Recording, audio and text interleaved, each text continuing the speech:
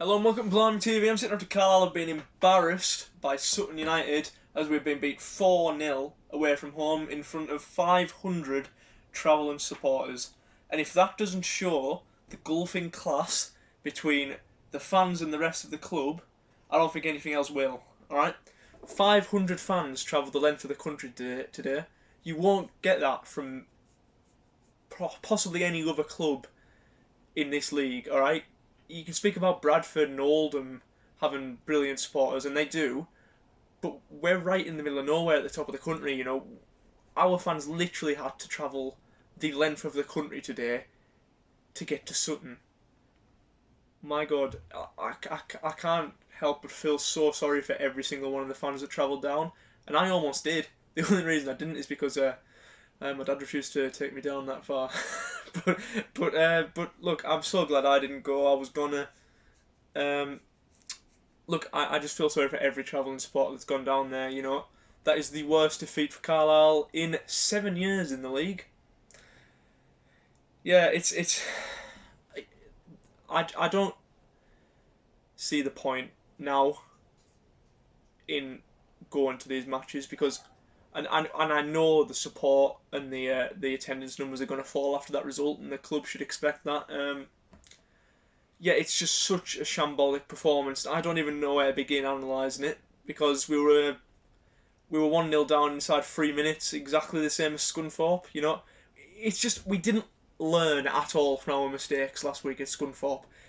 Every single thing we've tried to do is get it back to Rod McDonald. He'll hoof it up the over end of the pitch, and we'll lose the ball. That is all that happened for us today. Everything went wrong, and nothing was changed. All right, we didn't change our style of play. We changed a few players. At the end of that match, we had 5 attackers on, 5 attacking players and 2 defenders, and we still couldn't even work out a decent chance. We couldn't even get a chance. 5 attackers, and we can't even have I can't remember a shot on target since that happened. We were when Chris Beach made the choice to go, put 5 attackers on. We were either going to score or get pummeled today, and the latter happened.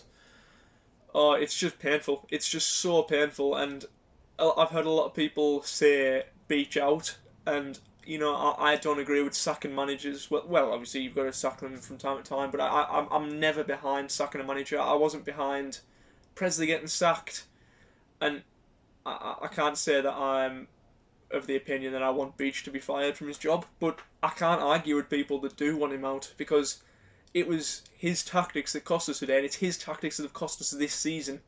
I understand that it isn't completely his fault this start of this season because he went into this season with a plan, and the players that he needed for that plan that were already at the club were sold. He had a brilliant defender in Aaron Hayden sold to a club in the league below us. George Tanner's slightly more, acceptable him leaving, but at the end of the day, we didn't replace any of these players. We got Mellor on deadline day as a panic buy because we didn't have any more fullbacks. But there's no depth in the squad really. We've got. I've said for a while now we've got a good midfield, but the defence and the attack are atrocious.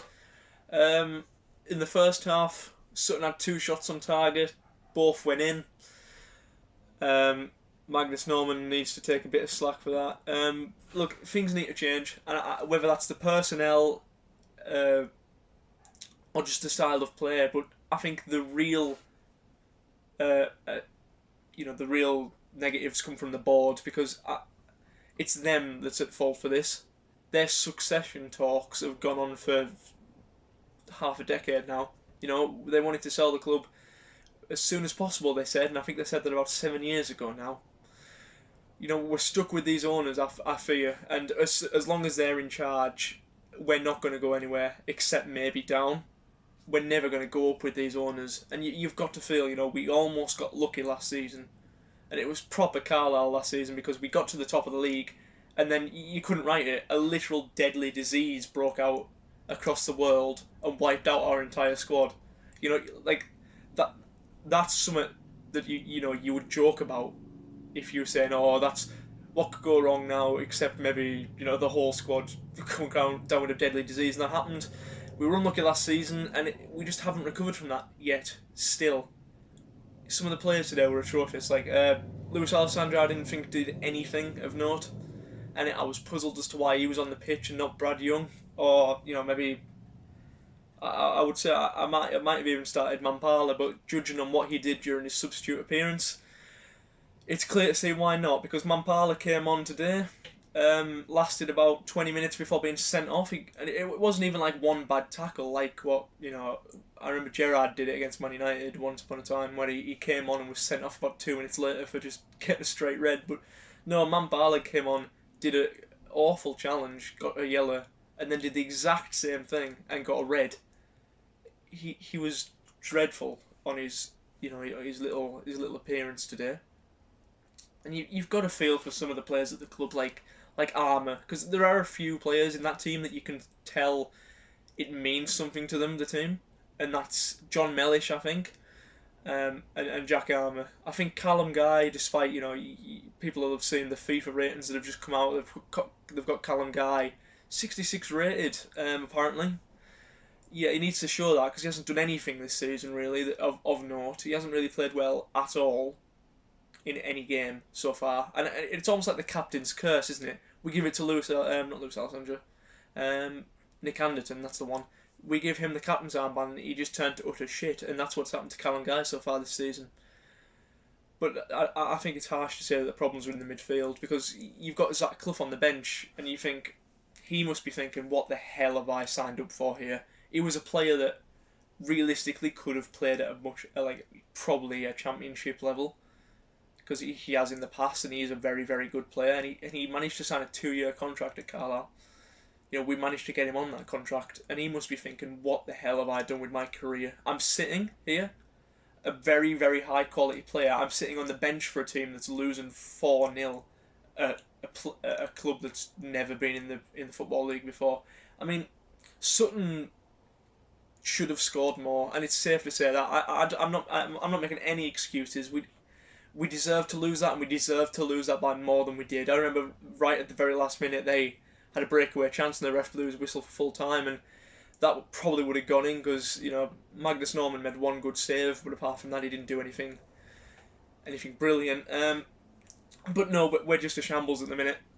Something needs to change very fast, and I think that has to be at the very top of the club. There's been more talks of selling the club recently. We've had a few rumours knocking about, but nothing concrete.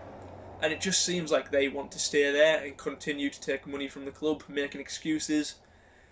Jordan Gibson looked a level above the rest of the players on the pitch tonight. He was probably, there aren't any positives to take, but if you were to force one out of it, then it would be Jordan Gibson playing okay today. The defence didn't play well, the midfield didn't play well, and the attack didn't play well. And when all that happens, you don't play well. Because we were utter shit today, and there's not much analysis I can do from it, apart from everything we tried went wrong, everything Sutton tried, we made it easy for them to do. And that's where I'm going to leave it, because there's nothing. I'm disgusted in what I saw, and I think the fans deserve better. But yeah, I'm going to have to leave it there. It's just atrocious. In a bit.